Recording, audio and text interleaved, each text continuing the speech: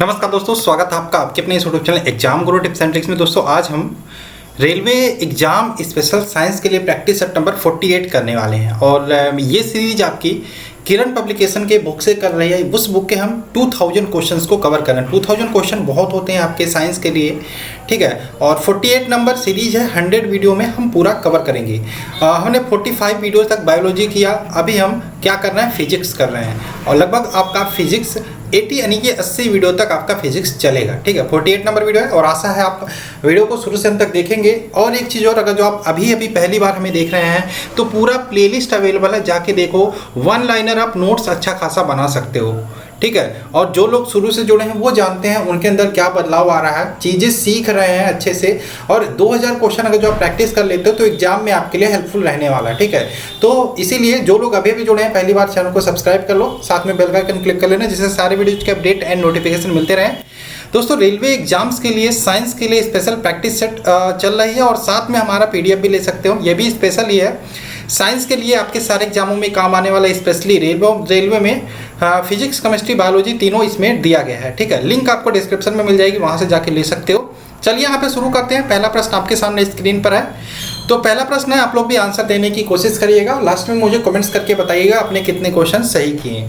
तो पहला प्रश्न है, पानी का पृष्ठ तनाव यहाँ पे अपमार्जक मिलाने पर क्या होता है। अपमार्जक यानी कि डिटर्जेंट। अब यहाँ पे एक और क्वेश्चन पूछा जाता है आपसे कि जो नाली होती है बाहर आपके रोड के किनारे या फिर पानी है, इसमें आपको पता है पानी में मच्छर होते हैं, मच्छर के लार्वा होते हैं, वही लार्वा मच्छर बनते हैं। अब इसको ख़त्म करने के लिए आप पानी में मिट्टी का तेल मिला देते हो। अगर जो आपने पानी में मिट्टी का तेल मिलाया तो उसमें क्या होता है, पानी का जो पृष्ठ तनाव होता है, सरफेस टेंशन होता है, वो कम हो जाता है। और जब पानी का सरफेस टेंशन कम होता है तो उसके जो लार्वा होते हैं मच्छर के, वो डूब जाते हैं, डूब कर ख़त्म हो जाते हैं, यानी कि पानी में अब मच्छर नहीं पनपेगा। तो ये क्वेश्चन भी आपके लिए इंपॉर्टेंट है। साइंस में फिजिक्स की बात कर रहे हैं, स्पेशली एग्जाम्पल से ज़्यादा आते हैं। जैसे ये वाला क्वेश्चन हो गया, अभी मैं ये वाला एग्जाम्पल बताया, ठीक है। और भी क्वेश्चन आपके एग्जाम्पल वाले मिलेंगे। तो सीधी सी बात है, पानी का पृष्ठ तनाव अपमार्जक मिलाओगे तो कम हो जाएगा, ये आंसर होगा आपका, ठीक है। घट जाता है, ऑप्शन नंबर 20 का राइट आंसर हो जाएगा। क्या, ऑप्शन नंबर बी।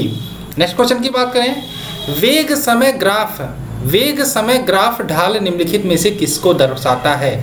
वेग बटा समय, वेग परिवर्तन बटे समय, वेग परिवर्तन बटे समय। समझ में आ गया होगा आपको मैं कहना क्या चाहता हूँ। तो वेग परिवर्तन बटे समय क्या होता है, त्वरण होता है। वेग परिवर्तन बटे समय क्या होता है, त्वरण होता है, ठीक है। वेग परिवर्तन मतलब L और समय मतलब T, यानी कि T ऊपर जाएगा क्या हो जाएगा, LT पे पावर -1। ये क्या हो गया, त्वरण की विमा हो गई। विमा भी आपसे पूछा जा सकता है, ठीक है। तो वेग परिवर्तन की दर को त्वरण कहते हैं। तो वेग समय ग्राफ को क्या बोलते हैं, त्वरण बोलते हैं। ऑप्शन नंबर ए इसका राइट आंसर हो जाएगा, ठीक। आगे बात करें, यूनिट क्या हो जाएगा यहाँ पे, L यानी कि लंबाई का मीटर और T यानी कि प्रति सेकंड, मीटर पर सेकंड इसकी यूनिट आप निकाल सकते हैं। नेक्स्ट बात करें, किसी राइफल से गोली दागी जाती है तो फायर किए जाने के बाद पीछे हटती है। ये तो आपको पता होना चाहिए कौन से नियम यहाँ पे लागू होता है। तो न्यूटन की बुक थी प्रिंसिपिया, जिसमें उन्होंने 3 नियम के बारे में बताया था और उसमें जो तीसरा था वो क्रिया प्रतिक्रिया, यानी कि आप अगर जो गोली चलाते हो तो बंदूक से गोली जितनी गति से छूटेगी, बंदूक भी आपकी तरफ उतनी गति से बल लगाएगी, ठीक है। तो क्रिया प्रतिक्रिया, आप बोट से उतरते हो तो बोट पे बल लगाते हो तो बोट भी आपके ऊपर बल लगाता है। कौन सा नियम हो गया, क्रिया प्रतिक्रिया का नियम हो गया, ठीक है। तो इसमें क्या बोला, पीछे हटती है। उस गोली के प्रति, क्या क्वेश्चन है, उस गोली के प्रति राइफल का गतिज ऊर्जा अनुपात निम्नलिखित में से कितना होगा। तो ये ध्यान रखना, इसका आंसर होगा 0। ऑप्शन नंबर ए यहाँ पे इसका राइट आंसर हो जाएगा। क्या हो जाएगा, ऑप्शन नंबर ए इसका राइट आंसर हो जाएगा, ठीक।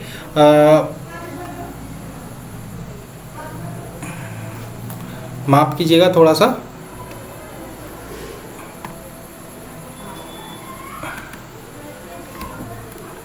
हम कहाँ पे थे, हाँ यहाँ पे थे 0। अब चौथे क्वेश्चन की बात करें, ये है आपका पक्षियों को बहुत ऊंचाई पर उड़ते समय सांस लेने में परेशानी क्यों महसूस होती है, महसूस नहीं होती। ठीक है। तो क्वेश्चन आपका, जो पक्षियाँ होती हैं बहुत ऊंचाई पर उड़ती हैं, उनको प्रॉब्लम क्यों नहीं होती सांस लेने में? क्योंकि उनमें अतिरिक्त वायु कोष्ठक होता है, अतिरिक्त वायु कोष्ठक होता है, जिसके कारण जब पक्षियाँ ऊंचाई पर उड़ती हैं तो उनको सांस लेने में प्रॉब्लम नहीं होती। ऑप्शन नंबर सी यहाँ पे इसका राइट आंसर हो जाएगा। नेक्स्ट बात करें, बॉल पेन जो किस सिद्धांत पर कार्य करता है? जो हम पेन यूज करते हैं, बॉल पेन हो गया, ये हमारा किस सिद्धांत पर कार्य करता है? तो ये भी आपका पृष्ठ तनाव सिद्धांत पे कार्य करता है। तो ये हो जाएगा इसका right answer option number D. ठीक, option number D. Next question की बात करें, दूध को मथने की क्रीम से अलग हो जाने के कारण, इसमें बच्चे अक्सर कंफ्यूज होते हैं क्योंकि दो बल आपने पढ़ा, आप पढ़ते हैं, ठीक है। एक तो आप पढ़ते हो अभिकेंद्री बल, एक तो आप पढ़ते हो अभिकेंद्री बल, एक तो आप पढ़ते हो अपकेंद्री। आज क्लियर कर लो, यहाँ पे दो एग्जाम्पल आते हैं, अपकेंद्री अभिकेंद्री। यहाँ पे एक वृत्त है, यहाँ पर एक वृत्त है। वृत्त के केंद्र की ओर जो बल लगता है, वृत्त के केंद्र की ओर जो बल लगता है उसे हम अभिकेंद्री बल करते हैं, और वृत्त के केंद्र की बाहर की तरफ जो बल लगता है उसे हम अपकेंद्री बल करते हैं। अपकेंद्री बल का एग्जाम्पल हो गया दूध से मथने में, दूध से मथने की क्रीम यहाँ पे अलग हो जाती है, अपकेंद्री बल इसका एग्जाम्पल होगा। वॉशिंग मशीन में जो कपड़ा सुखाने का सेपरेटर लगा होता है वो भी आपका अपकेंद्रीय बल का उदाहरण हो गया। मौत का कुआं खेल में देखा होगा, मेले में आया, वो आपका अभिकेंद्रीय बल का उदाहरण होता है। तो यहाँ पे दूध से मथने की क्रीम से अलग हो जाने का कारण है अपकेंद्रीय बल। ऑप्शन नंबर बी इसका राइट आंसर हो जाएगा। ठीक है, यहाँ पे ध्यान रखना, एक प्रक्रिया होती है स्किमिंग बोलते हैं, जिसे स्किमिंग बोलते हैं। स्किमिंग क्या होती है? दूध से क्रीम को अलग करना की प्रक्रिया जो होती है स्किमिंग कहलाती है। इसको भी आप ध्यान रखना, इसको बोलते हैं सेंट्रीफ्यूगल फोर्स या फिर अपकेंद्रीय बल। आगे बात करें क्रिकेट की गेंद को, अब क्रिकेट की गेंद ही नहीं किसी भी चीज़ को किस कोण पर फेंके, किस एंगल पर फेंके कि वो अधिकतम दूरी प्राप्त करे। तो ध्यान रखना, ये 45 डिग्री के एंगल पर फेंकोगे तो वो मैक्सिमम अधिकतम 36 दूरी पर जाएगा। Option number B, option number B इसका राइट आंसर होगा। नेक्स्ट बात करें, जब हम भूमध्य रेखा से उत्तर ध्रुव की ओर जाते हैं तो जी का मान कैसा हो जाता है? ठीक है, तो ध्यान रखना, यहाँ पे आपको पता होना चाहिए ध्रुवों पर और आपका भूमध्य रेखा पर, ध्रुवों पर जी का मान सर्वाधिक होता है, ध्रुवों पर जी का मान सर्वाधिक होता है, भूमध्य रेखा पर जी का मान कम होता है, न्यूनतम होता है, कह सकते हो न्यूनतम होता है, और यहाँ पे सर्वाधिक होता है। अब यहाँ पे ज़्यादा है, यहाँ पे कम है, आप कम से ज़्यादा की ओर जा रहे हो ना, कम से ज़्यादा की ओर जा रहे हो तो जी का मान क्या होगा? सिंपल सी बात है, बढ़ेगा। तो इसका आंसर क्या होगा? Option number C, option number C इसका राइट आंसर हो जाएगा। एक क्वेश्चन और पूछा जाता है कि आपका पृथ्वी है, पृथ्वी तल से ऊपर या नीचे जाने पर जी के मान पर क्या प्रभाव पड़ेगा? ध्यान रखना, हमेशा रट लो इसको, पृथ्वी से ऊपर जाओ या नीचे जाओ जी का मान हमेशा क्या होगा? डिक्रीज होगा, यानी कि घटेगा। ठीक है, पृथ्वी तल से ऊपर जाओ या नीचे जाओ हमेशा जी का मान घटता है। ये अलग क्वेश्चन बनता है आपका एग्जाम में। ठीक, नेक्स्ट बात करें आपका क्वेश्चन नंबर 9, पृथ्वी पर शरीर का अधिकतम भार कहाँ होता है? तो ध्यान रखना, हमेशा धरातल पर, क्योंकि धरातल पर गुरुत्वाकर्षण अधिक लगता है, इससे यही रीजन हो जाएगा कि धरातल पर यहाँ पे जी का मान सर्वाधिक होगा, अधिकतम भार होगा शरीर का। ठीक है, ये डिपेंड करता है ग्रेविटेशन, गुरुत्वाकर्षण बल पर भी डिपेंड करता है। ठीक है, गुरुत्वाकर्षण बल पर भी डिपेंड करता है।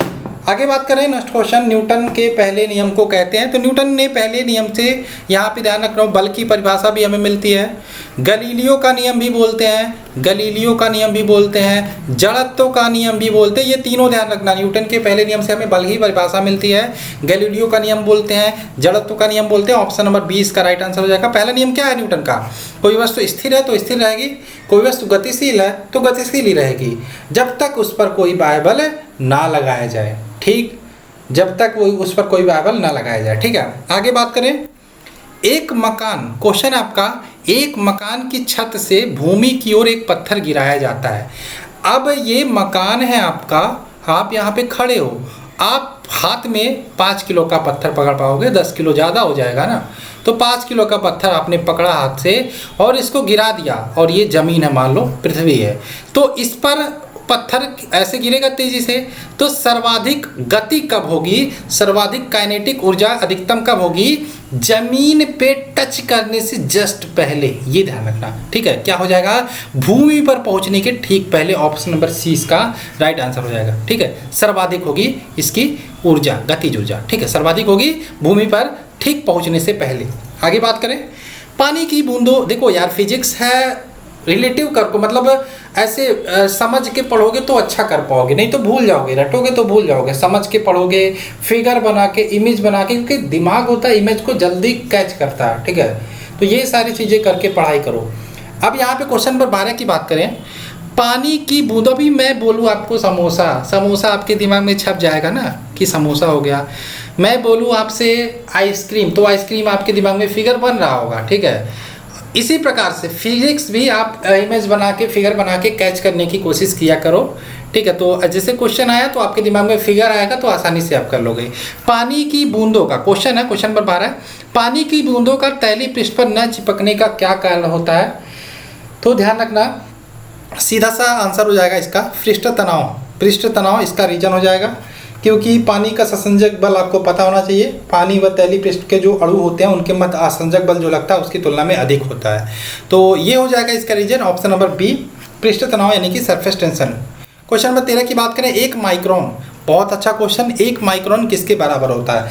अब आपने पढ़ा होगा कि 1 माइक्रोन कितना होता है, 1 माइक्रोन 10⁻⁻⁶ मीटर के बराबर होता है, लेकिन ये तो ऑप्शन में है ही नहीं, तो सीधी सी बात है आपको और भी पढ़ना पड़ेगा। अब इसको हम कैसे लिख सकते हैं, एमएम में, ठीक है। तो ध्यान रखना, माइक्रोन क्या होता है सबसे पहले, तो माइक्रोन दूरी का मात्रक होता है, दूरी का अत्यंत छोटा मात्रक होता है, ठीक है, अत्यंत छोटा मात्रक।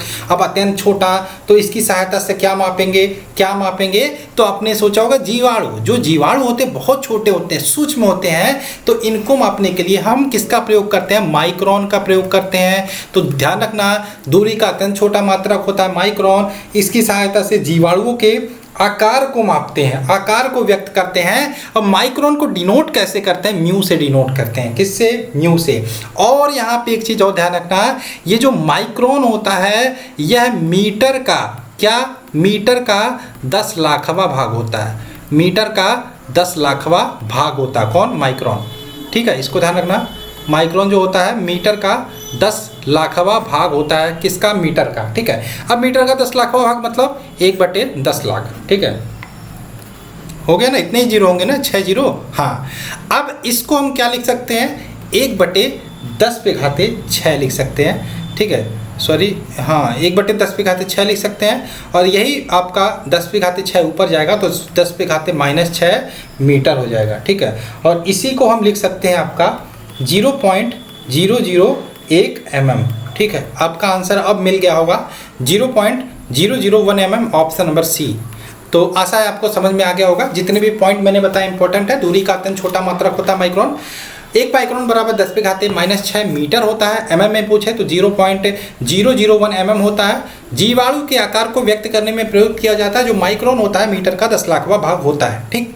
नेक्स्ट बात करें, किसी द्रव के, यहाँ पे एक क्वेश्चन, यहाँ थोड़ा सा एरर है, किसी द्रव के बारे में उबल गया तब कहेंगे जब उसका, उबल गया तब कहेंगे जब उसका जो वाष्प दाब होगा वो परिवर्तित दाब के बराबर हो जाएगा। क्या हो जाएगा, वाष्प दाब परिवर्तित दाब के बराबर हो जाएगा, तब कहेंगे कि आपका जो द्रव है, आपका जो मैटर है, आपका जो भी चीज़ें है, जल है, दूध है, वो उबल गया, ठीक है। नेक्स्ट क्वेश्चन की बात करें, निम्नलिखित में से कौन सा बल क्षयकारी बल है। क्षयकारी मतलब नुकसान करने वाला कह सकते हैं, या फिर जो धीरे धीरे जो आपका मान लो कोई बल लग रहा है, आपका तेजी से कोई बल लग रहा है, अब इस पे एक और चीज़ ऐसी बल लगा दो जो उसमें टच करे, रगड़ा, यानी कि इसके टच करने से इसका बल पे प्रभाव पड़ रहा है, यानी कि ये जो बल है एक प्रकार का इसके हिसाब से क्षयकारी बल है, तो इस बल को कहते हैं घर्षण बल। फ्रैक्शन बल को हम क्षयकारी बल बोलते हैं, option number D, option number D क्षयकारी बल है, ठीक।